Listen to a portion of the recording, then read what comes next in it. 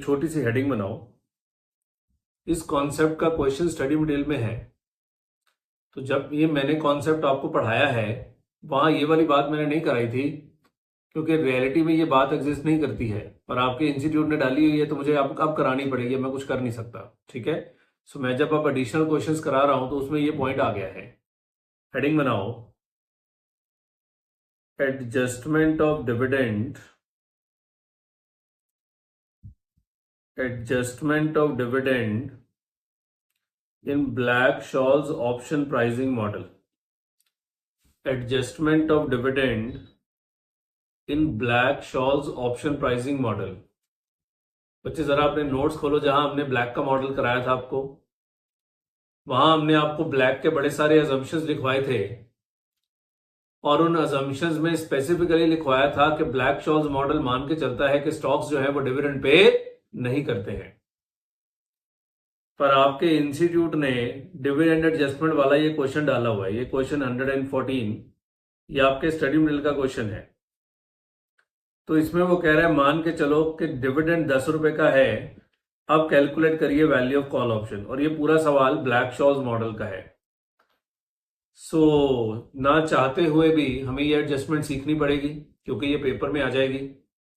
Otherwise हम ज्यादातर black तो यही मान के किया था कि स्टॉक्स जो है वो डिविडेंड पे नहीं करते हैं, पर रियलिटी में डिविडेंड पे होता है। और ये हमने ऑलरेडी किया भी हुआ है। आपको पुट कॉल पैरिटी कराया था ना, वहां भी तो एडजस्टमेंट ऑफ डिविडेंड कराया था कि अगर डिविडेंड आ गया तो आपको S0 की तरह S0 स्टार लेना है, बस that's it.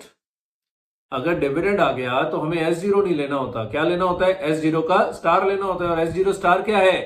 Spot price minus present value of dividend.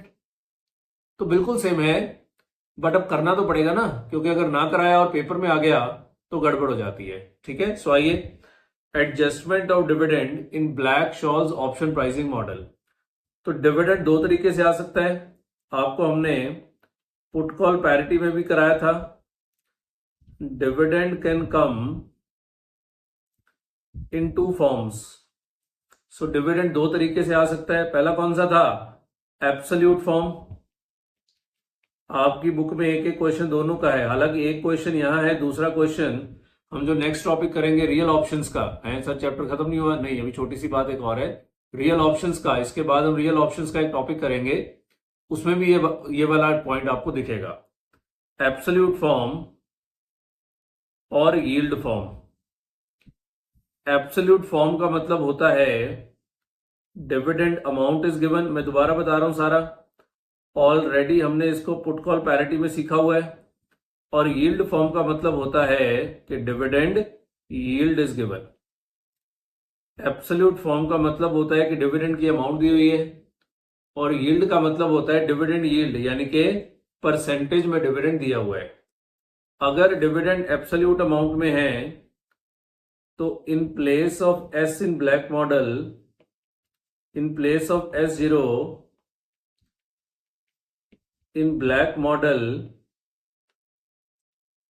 we will use S0 star। और S0 स्टार क्या है? S0 star is S0 minus present value of dividend. S0 star is S0 minus PV of dividend. और PV of dividend कैसे निकालोगे? क्योंकि black model में तो present value जो होती है वो कंटिन्यूअस कंपाउंडिंग के बेसिस पे होती है ना। तो प्रेजेंट वैल्यू ऑफ डिविडेंड हमें निकालना पड़ेगा।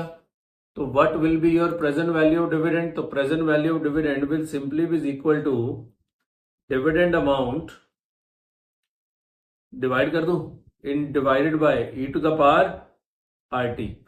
डिविडेंड अमाउंट डिवाइडेड बाय क्या? e to the power RT। Dividend amount divided by e to the power RT। और यहां t जो लेना होता है वो कौन सा लेना होता है? t लेना होता है डिविडेंड के पीरियड का, या t स्टार भी कह सकते हैं। t divide by t star, तो t star is the period of dividend. t star is the period of dividend.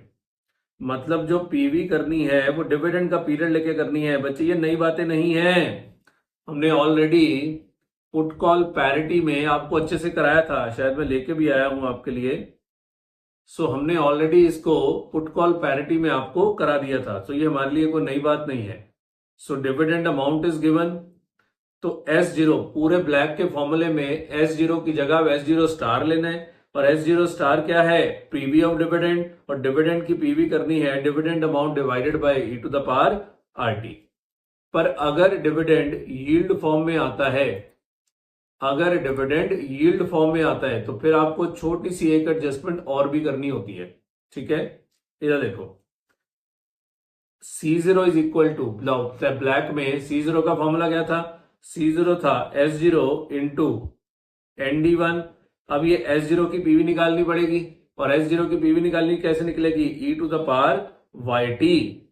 सीधा पीवी ऑफ S0 करना है, पीवी ऑफ S0 करना है, where Y is equal to dividend yield, Y is equal to dividend yield and T is equal to time period of option. यहां time period of dividend तो होता ही नहीं ना, क्योंकि यील्ड कौन सी होती है, पर एनम ही होती है। सो यहां टाइम पीरियड ऑफ ऑप्शन नहीं होता है। ठीक है, so y is equal to dividend yield, t is equal to time period. Please ये सारा किया हुआ है, ये नया नहीं है आपके लिए।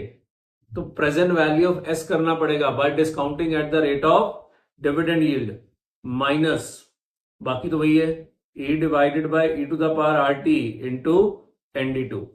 तो ये पहला चेंज होगा।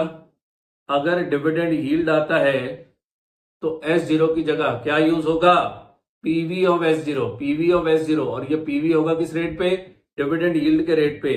एक छोटा सा फर्क बच्चे और होगा, D1 के फॉर्मूले में याद है natural log of S by e, यहां S ही लेना है, प्लस यहां जो आप R लेते थे यहां R माइनस Y लेना है। अब risk free rate minus dividend yield minus sigma square divided by 2 into T divided by sigma root T. तो ये सारे कार्यक्रम, ये बात नहीं बताई है मैंने, बस ये बात नहीं बताई है, ये दोनों बातें हमने ऑलरेडी आपको करा रखी थी जब हमने आपको कौन सा मॉडल कराया था, पुट कॉल पैरिटी थ्योरम कराया था। सो ये आना नहीं चाहिए, क्योंकि इंस्टीट्यूट की बुक में साफ साफ लिखा है कि ब्लैक की अजम्पशन है कि डिविडेंड इज नॉट पेड, या स्टॉक्स डू नॉट पे any kind of a dividend. पर अब आ जाएगा तो फिर क्या करेंगे, है ना। एक क्वेश्चन हम यहीं पे कर लेंगे, ये जो यील्ड फॉर्म वाला है ये हम आपको रियल ऑप्शंस के साथ कराएंगे, जो हम इसके बाद ये टॉपिक करेंगे।